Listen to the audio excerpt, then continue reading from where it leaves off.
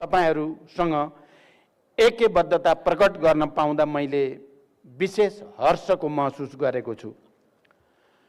विद्युत प्राधिकरणको 38औं वार्षिक उत्सवलाई सम्बोधन गर्न यस रोस्टममा आउँदै गर्दा मैले 2073 को श्रावणमा दोस्रो पटक प्रधानमन्त्री हुँदा देशले वर्षातको समयमा समेत बिहोरी रहेको लोड सेडिङको कहाली लाग्दो अवस्थालाई सम्झिरहेको छु। त्यसबेला बिजुलीको पहुँच भएको ठाउँमा दिनमा कतिपय ठाउँमा 18 घण्टासम्म लोड सेडिङ हुने गरेको थियो भने देशका करिब 40% जनतामा विद्युतको 40% जनता विद्युतको पहुँच भन्दा बाहिर थिए। लोड सेडिङको कारण उद्योग व्यवसायको अवस्था निकै नै दयनीय थियो र नागरिकको दैनिक क्रियाकलाप नराम्ररी प्रभावित थियो। प्राधिकरणको वित्तीय अवस्था अत्यन्तै नाजुक थियो भन्ने कुरा अहिले भर्खरै प्राधिकरणका कार्यकारी निर्देशक कुलमान घिसिङजीले प्रस्तुत गर्नुभएको तथ्याङ्कबाट पनि प्रष्ट भएको छ। त्यस्तो बेला मैले 3 महिनाभित्र देशमा लोड सेडिङ अन्त्य गर्ने र प्राधिकरणलाई घाटाको स्थितिबाट नापामा लाने कुरा गर्दै गर्दा मानिसहरूले पत्याउँदैनथे र प्रधानमन्त्रीले मजाक गरेको हो कि भनेर पनि प्रचार भएको थियो। कतिले त लोड सेडिङ यदि अन्त्य भयो भने खुला मञ्चमै आत्महत्या गर्ने कुरा पनि गरेका थिए। प्राधिकरणको कार्यकारी निर्देशकमा कुलमानजीलाई ल्याएपछि हाम्रो संकल्प, इमानदारी र मेहनतको कारण हामीले 18 घण्टाको लोड सेडिङ अन्त्य गरेर देशलाई उज्यालोतर्फ अघि बढाएका थियौं। नदी नाला र हिम श्रृङ्खलाको बाहुल्यताले जल सम्पदामा प्रकृतिको आशीर्वाद प्राप्त हाम्रो देश जलविद्युत उत्पादनमा अत्यन्त उच्च सम्भावना भएको देशको रूपमा परिचित छ। देशभित्र पनि विश्वभरि पनि जलवायु जोखिमसँग सम्बन्धित पक्षहरूलाई समेत मनन गर्दै बिना विलम्ब यो अवसरको उपयोगिता लिन हामी पछि पर्नु हुँदैन। आन्तरिक विद्युत खपतको वृद्धि गर्दै, किनकि हामीले आन्तरिक विद्युत खपतलाई उच्च प्राथमिकतामा राख्नै पर्दछ, वृद्धि गर्दै ऊर्जा सुरक्षा हासिल गर्नुका अतिरिक्त स्वदेशी विद्युत माग पूरा गरी बढी भएको परिमाणको विद्युत निर्यातका लागि समेत स्पष्ट लक्ष्यका साथ हामी अगाडि बढिरहेका छौं। नेपालको जलविद्युत विकासमा उल्लेखनीय सहभागिता मार्फत विद्युत उत्पादनको बढ्दो हिस्साका लागि योगदान पुर्याइरहेका निजी क्षेत्रको उत्पादित विद्युत समेत खरिद गरिरहेको नेपाल विद्युत प्राधिकरणले आफै वा आफ्ना सहायक कम्पनीहरू मार्फत आगामी दिनमा विद्युत उत्पादनका क्षेत्रमा सशक्त र अग्रणी भूमिकामा आफूलाई प्रस्तुत गर्दै जाने अपेक्षा र विश्वास मैले लिएको छु।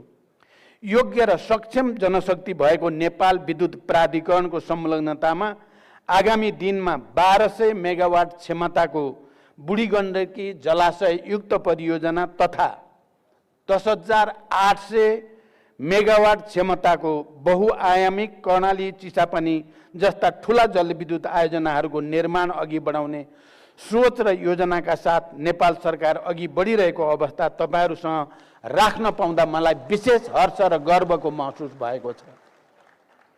मैले पहिलोचोटि प्रधानमन्त्री हुँदा नै मेगा कुनै प्रोजेक्ट अगाडि बढाउने सपना देखेको थिएँ र त्यसमध्येको कर्णाली चिसापानी 10,000 भन्दा बढी मेगावाटको सपना थियो। अहिले प्राधिकरणसँग कुरा गरेर अब हामी त्यसको ठोस रूपमा अध्ययन प्रक्रिया अगाडि बढाउँदै छौं। यो सम्पूर्ण नेपालीहरूको निम्ति खुशी र गर्वको विषय हो भन्ने मलाई महसुस भएको छ। जलविद्युत आयोजनाहरूको समय सीमाबद्ध विकास र सोसँग सम्बन्धित सम्पूर्ण ऊर्जा संरचनाको निर्माणमा नेपाल सरकारको उच्चतम प्राथमिकता, सदाशयता र सहयोग रहने प्रतिबद्धता पनि म यस अवसरमा व्यक्त गर्न चाहन्छु। यसका लागि सरकारले नयाँ विद्युत ऐन र अन्य आवश्यक नीति निर्देशिका ल्याउन समेत कुनै कसर बाँकी राख्ने छैन भन्ने विश्वास पनि व्यक्त गर्न चाहन्छु। ऊर्जा सुरक्षालाई पनि एकीकृत राष्ट्रिय सुरक्षाकै अङ्गको रूपमा लिँदै जलविद्युतको प्रचुर उत्पादनबाट हरित स्वच्छ ऊर्जा उत्पादकका रूपमा नेपालको अन्तर्राष्ट्रिय जगतमा समेत परिचय स्थापित गरी सन् 2045 सम्ममा शून्य कार्बन उत्सर्जन गर्ने प्रतिबद्धता पूरा गर्न कार्ययोजनाका साथ अघि बढ्नु पर्दछ। नेपालले ग्रीन हाइड्रोजन उत्पादन र प्रयोगमा पनि विशेष ध्यान केन्द्रित गर्नुपर्ने बेला आइ नै सकेको छ। सरकारले चाँडै नै ग्रीन हाइड्रोजन सम्बन्धी नीति जारी गर्दैछ, जुन आफैमा दूरगामी महत्त्वको घोषणा हुनेछ। ग्रीन हाइड्रोजन व्यापारिक रूपले सम्भाव्य हुने अवस्थामा नेपाल हरित ऊर्जाको केन्द्र बन्नेछ। यसबाट सरकारले स्वच्छ र नवीकरणीय ऊर्जाको विकास र खपत गर्दै कार्बन उत्सर्जन घटाउने लक्ष्यमा सहयोग पुग्नेछ। तसर्थ म सम्बन्धित निकायलाई यस सम्बन्धी थप अनुसन्धान र ज्ञानमा आधारित प्रविधिको विकासमा जोड दिन विशेष आग्रह गर्न चाहन्छु। विश्वव्यापी रूपमा भइरहेको जलवायु परिवर्तनले नेपालको जलस्रोत क्षेत्रमा परिरहेको प्रभाव अत्यन्त संवेदनशील रहेको छ। विद्युत उत्पादन र लगानीको दीर्घकालीन योजना निर्माण गर्दा जलवायु परिवर्तनले भविष्यमा पार्न सक्ने असरको प्रक्षेपणलाई अवलम्बन गर्न पनि त्यत्तिकै जरुरी छ। आज मासिक 20 युनिटसम्म खपत गर्ने ग्राहकलाई निःशुल्क विद्युत उपलब्ध गराउने निर्णयबाट गरिबीको रेखामुनि रहेका करिब 20 लाख घरधुरीले निःशुल्क रूपमा विद्युत प्रयोग गरिरहेका छन् भने जहाँ खेतीयोग्य जमिन त्यहाँ सिँचाइ कार्यक्रम अन्तर्गत सिँचाइमा प्रयोग हुने विद्युतमा 75% सम्म शुल्क कम गरिएको छ, जसबाट कृषि उत्पादनमा प्रत्यक्ष योगदान पुग्ने विश्वास हामीले लिएका छौँ। आगामी 2 वर्षभित्र सबै नेपाली जनताको घर दैलोमा विद्युत पुर्याउने लक्ष्य अनुरूप नेपाल विद्युत प्राधिकरणले विद्युतीकरणलाई प्राथमिकताका साथ अघि बढाइरहेको छ। अहिले भर्खरै हामीले सुन्यौं पनि। सोही अनुरूप अपेक्षित लक्ष्य हासिल गर्न प्राधिकरण सफल हुनेमा म विश्वस्त छु। यसबाट आम जनताको जीवनशैलीमा सकारात्मक परिवर्तन आउनुको साथै अर्थतन्त्रले समेत उल्लेख्य गति लिनेछ भन्ने विश्वास गरिएको छ। सरकारले उपयुक्त नीति र कार्ययोजना सहित आन्तरिक विद्युत माग वृद्धि गर्न विद्युतीय सवारी साधनहरू, विद्युतीय चुलो आदिको प्रयोगमा प्रोत्साहन गरेको छ र आउने दिनमा पनि त्यो नीतिलाई कायम राखिनेछ। साथै बढी विद्युत खपत गर्ने उद्योग कल कारखानाको स्थापना र सञ्चालनमा उपयुक्त वातावरण निर्माण गर्न र विद्युतको अधिकतम उपयोगलाई राष्ट्रिय अर्थतन्त्र र समृद्धिको मजबुत आधारको रूपमा आत्मसात गरी अघि बढ्न सम्बन्धित सबै मन्त्रालय र निकायहरूको आपसी समन्वयमा मैले विशेष जोड दिँदै आएको छु र प्राय मन्त्री परिषदको बैठकमा यो विषयलाई प्राथमिकताका साथ व्याख्या गरिँदै आएको छ। आर्थिक समृद्धिको अभियानमा प्राधिकरणले आफूलाई अब्बल साबित गर्दै सशक्त भूमिका र दायित्व बोध सहित आफ्ना विविध परियोजनाहरू प्रक्षेपित कार्यतालिका भित्रै सम्पन्न गर्न अपरिहार्य रहेको तर्फ समेत मैले प्राधिकरणको विशेष ध्यानाकर्षण गराउन चाहन्छु। प्राधिकरणको प्रगतिमा देशको उज्जवल भविष्य समेत जोडिएको छ। मैले यहाँ बस्दै गर्दा कार्यकारी प्रमुखसँग सोधेँ, यो सबै कर्मचारी विद्युत प्राधिकरणकै हो या बाहिरबाट मान्छे ल्याइया हो भनेर सोधेँ। अनि उहाँले बताउनु भयो कहाँ 15-16 हजार छन्, सब प्राधिकरणकै हो। मैले धेरै खुसी लागेको छ। तपाईहरू सबैलाई पनि म विशेष धन्यवाद भन्न चाहन्छु। त्यसैले यो संस्थाले जनतालाई गुणस्तरीय सेवा दिन कम लागतमा आयोजनाहरू निर्माण गरी विद्युतको मूल्य नियन्त्रण गर्न, औद्योगिक विकासका लागि पर्याप्त गुणस्तरीय विद्युत उपलब्ध गराउन आफूलाई अब्बल साबित गर्नु आजको प्रमुख जिम्मेवारी हो।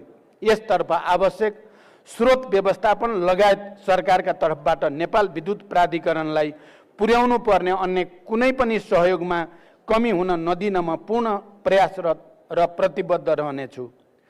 स्वदेशमा उत्पादित जलविद्युतलाई आन्तरिक माग पूरा गरी अन्तर्देशीय बजारको पहुँच दिलाउन मैले भारत भ्रमणका क्रममा मेरा समकक्षी प्रधानमन्त्री श्री नरेन्द्र मोदीजीसँग भएका समझदारीलाई दीर्घकालीन विद्युत व्यापारको एक महत्त्वपूर्ण माइलस्टोन कोसेढुङ्गाको रूपमा लिएको छु।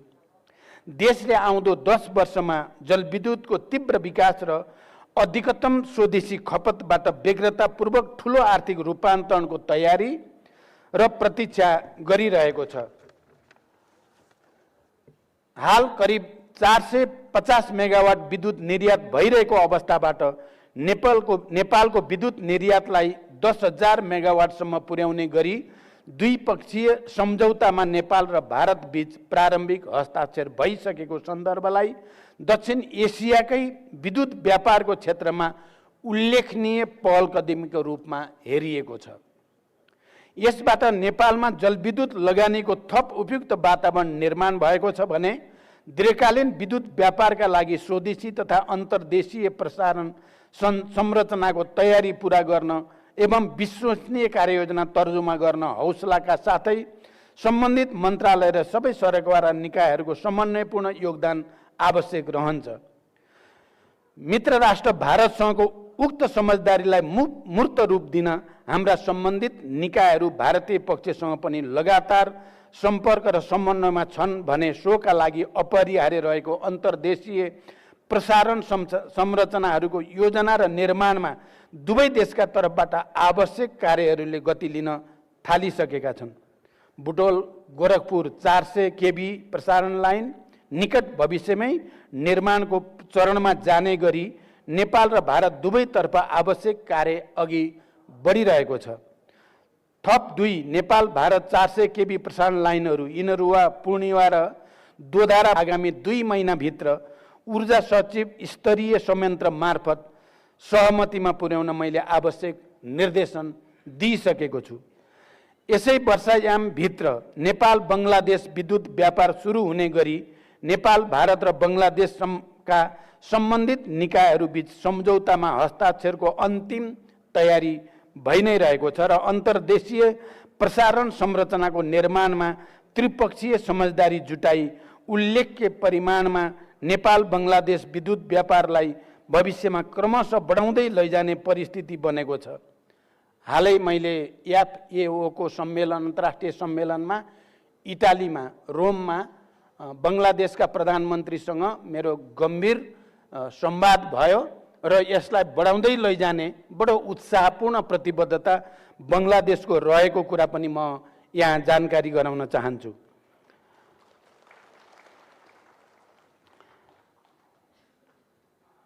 मेरो आगामी महिनामा हुने चीन भ्रमणमा ऊर्जा क्षेत्रका सम्बन्धमा दूरगामी र महत्त्वपूर्ण सहमति हुने विश्वास पनि मैले लिएको छु।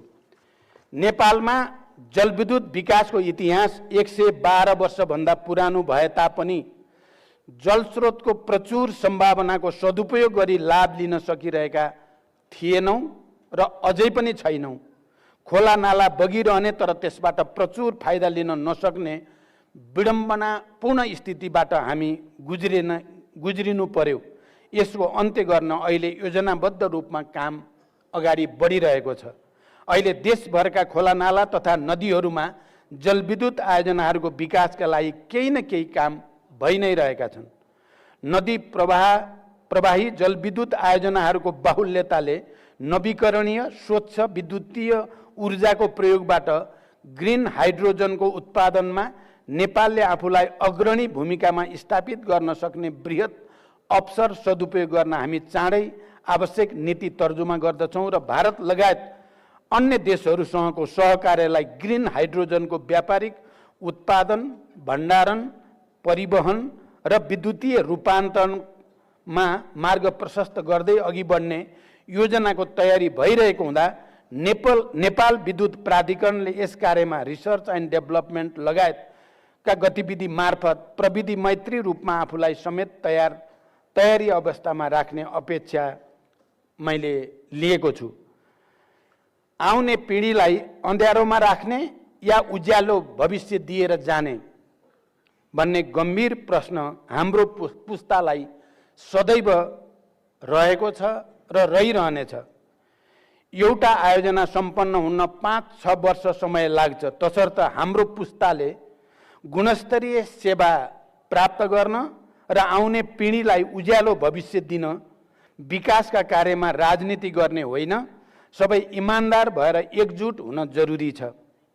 अन्त्यमा नेपाल विद्युत प्राधिकरणले सम्भव भएसम्म आफूले प्रवाह गर्ने विद्युत सेवामा कुनै कमी हुन नदिई उल्लेखनीय नाफा आर्जन सहित आम नेपाली जनताको मन जित्ने गरी आफ्नो कार्यक्षमता प्रदर्शन गर्न सकेकोमा प्राधिकरण सञ्चालक समिति, कार्यकारी निर्देशक, सिङ्गो नेपाल विद्युत प्राधिकरणलाई बधाई दिँदै थप समर्पणका साथ उज्यालो नेपालको यात्रामा अविचलित भई लागिरहन हार्दिक शुभकामना व्यक्त गर्दै बिदा हुन्छु। धन्यवाद। अभिवादन।